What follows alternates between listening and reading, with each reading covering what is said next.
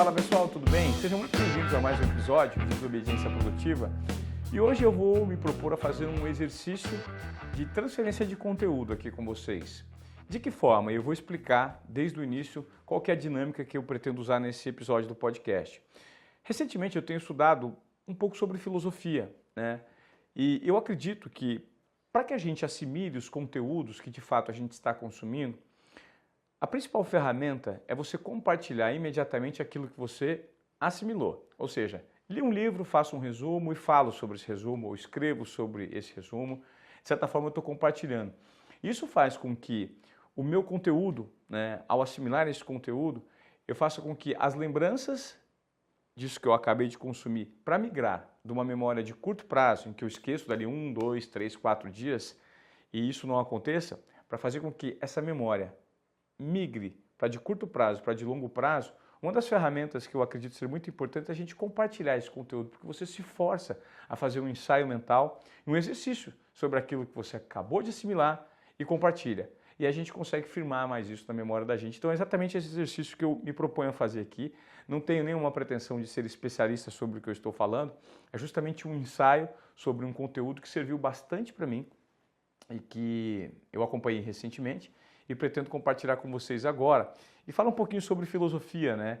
Eu ouvi um áudio no YouTube da professora Kelly Aguiar e ela fala sobre os 7 passos da construção da felicidade individual da escola estoica, segundo Sêneca, né, que foi um dos grandes representantes da escola estoica de filosofia, ao lado de Epíteto e ao lado do imperador Marco Aurélio.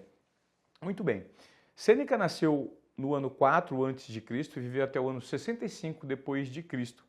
E ele foi o professor do imperador Nero. Foi contratado pela própria mãe de Nero, Agripina, para ser o professor de Nero, que assumiu o império com 17 anos. E de uma maneira muito trágica, foi o próprio Nero que condenou Sêneca à morte, né, que era um tirano, se revelou um tirano depois de um certo tempo do poder, que inclusive condenou a própria mãe, Agripina, à morte. Mas Sêneca tem a sua relevância e essa relevância foi constatada depois por meio das cartas que ele dividia com as pessoas próximas e é um dos pilares da escola estoica de filosofia que prega muito a ética na nossa vida e o respeito às leis da natureza, né? Esses são os pilares da escola estoica.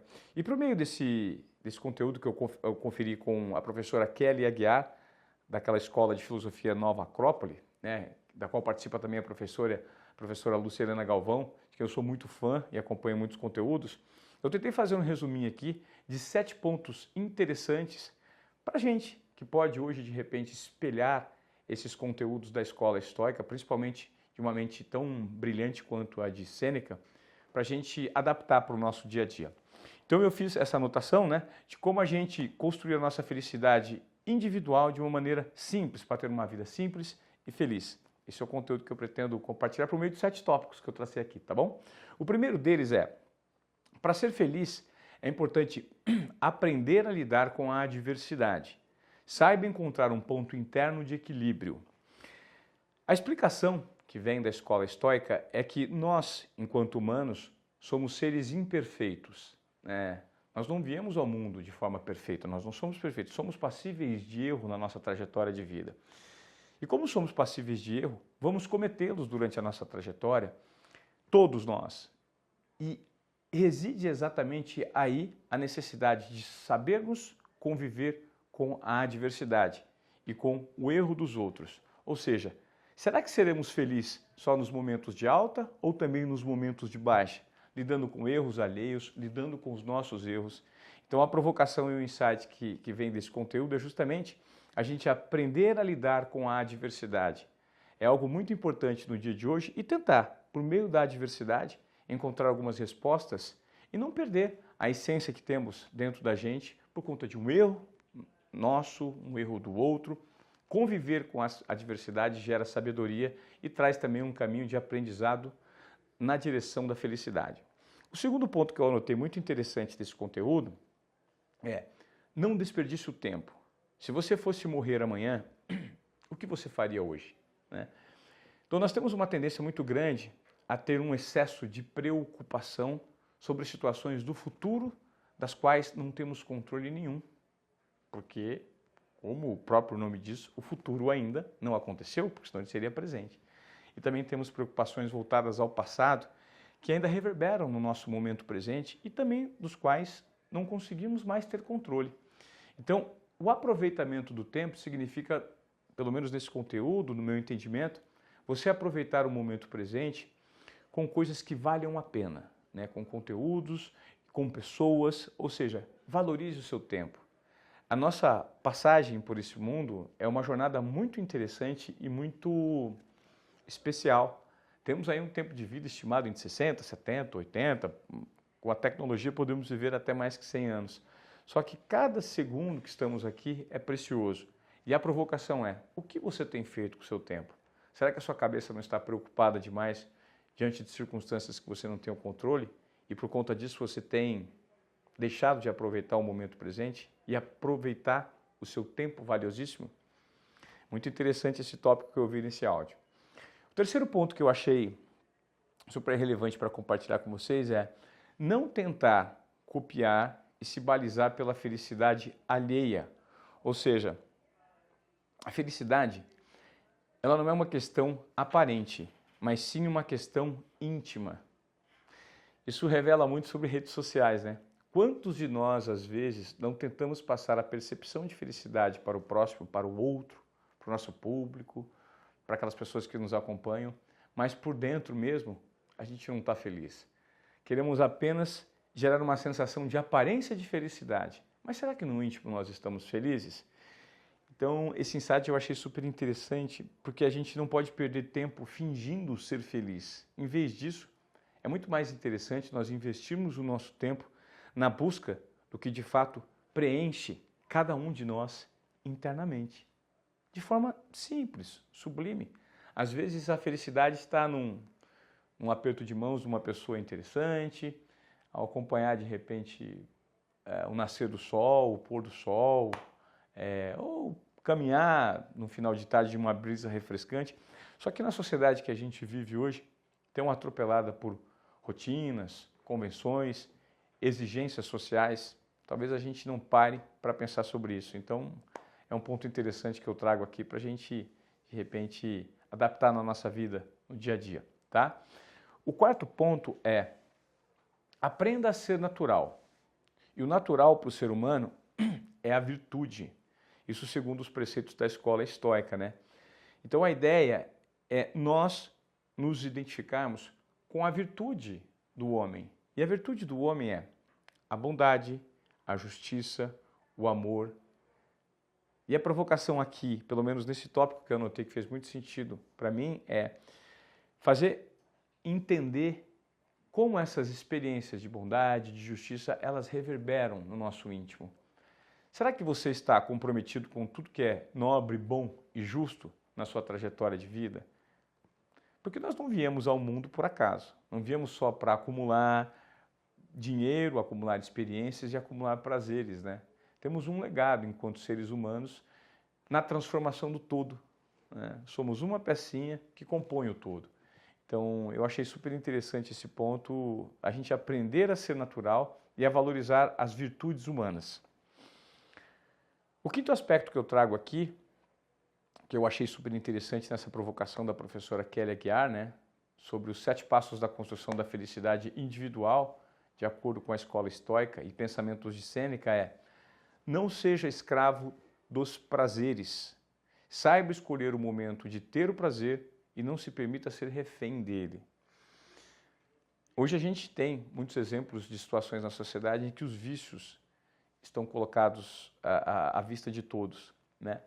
Então, será que eu não preciso inclusive ter virtudes para escolher o momento certo de ter o prazer? Quantas pessoas você conhece que são viciadas em sensações, em prazeres e sequer entendem o que há por dentro e o que de fato direcionou elas para aquele prazer? Isso foi algo muito interessante que eu li, né, que eu ouvi e que me trouxe muita reflexão interna.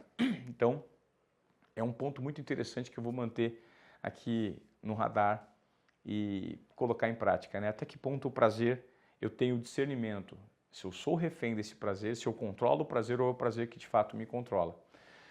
O sexto ponto que eu achei muito interessante é: não provoque a infelicidade alheia. Para você estar bem, não é necessário que o outro esteja mal. Poxa, nós pensamos muitas vezes que para termos êxito nos nossos negócios, nós precisamos olhar para o lado e ver alguém fracassar. Poxa, o fracasso dele significa o meu sucesso. E a filosofia prega justamente o contrário, né? Como uma unidade que o universo é, e nós somos componentes dessa unidade, o meu bem também pode significar o bem do outro e vice-versa. Então, é não querer se promover e usar o ser humano como escada. Essa frase eu ouvi recentemente da professora Luciana Galvão e fez muito sentido. A partir do momento que eu uso uma pessoa, uma vida, um ser humano como escada para me promover, eu não sei se eu estou alinhado com o princípio de tudo aquilo que é bom, justo e nobre. Então foi uma provocação que eu ouvi que fez muito sentido para mim. E o sétimo ponto, né, e último que eu anotei, nesses 7 passos aqui na construção da felicidade individual da escola estoica, segundo Lúcio Annus Sêneca, né, que foi um dos grandes representantes dessa escola: tenha bem materiais, mas não permita que eles o tenham. Encontre um limite daquilo que tem. Um limite, quando ele fala, um limite de acúmulo mesmo de bens materiais. Quantas pessoas nós conhecemos que, por conta de uma ambição às vezes desmedida, estão cada vez mais preocupados em fazer sucesso apenas pela métrica do dinheiro, do poder, da visibilidade, né? Isso é uma provocação que serve muito para mim. Qual é a sua necessidade? Qual o seu limite para ser feliz? Será que quando passamos do ponto, não estamos suscetíveis para que as coisas nos tenham? Eu achei muito interessante e também vou trazer essa provocação para o meu dia a dia, para a minha vida. Ambição inexistente, eu não sei se é interessante, mas em demasia eu acho que pode ser prejudicial. Eu conheço algumas pessoas que são escravas das coisas que têm e deixam de viver momentos interessantes, inclusive citados nesses 6 pontos anteriores que eu falei aqui, que é a valorização do momento, do ambiente, da descoberta interior de quem são, né? E que não conhecem.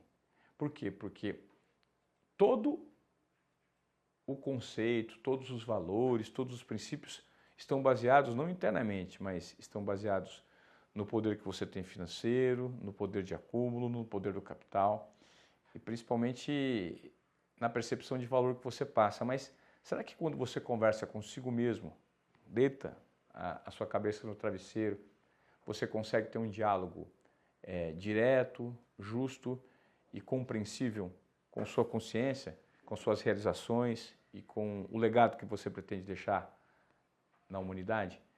Então, eu achei super interessante esses 7 pontos. Gravar esse podcast hoje foi um desafio para mim. Por quê? Porque não pretendo em nenhum momento, gente, ser um especialista em filosofia. A filosofia é amor à sabedoria, né?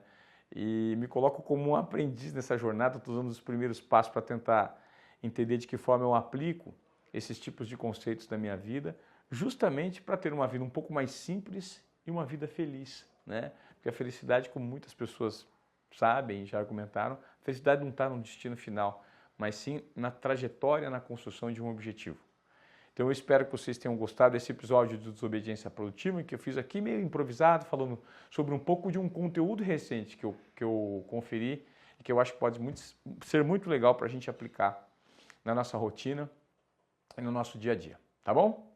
Obrigado. E se você curtiu aqui, faz o seguinte, compartilhe com alguém que precisa entender sobre um pouquinho de filosofia ou pode aplicar esses 7 passos aqui na construção da felicidade, porque o objetivo, como eu sempre digo aqui no Desobediência Produtiva, não é ensinar nada para ninguém, é gerar insights, provocações e tirar você da zona de acomodação, visando uma trajetória um pouco mais, vamos dizer, com os olhos abertos sobre tudo que acontece na vida e ensinamentos que já aconteceram como esse aqui que eu absorvi, que podem fazer muito sentido. Tá bom? Obrigado e até a próxima.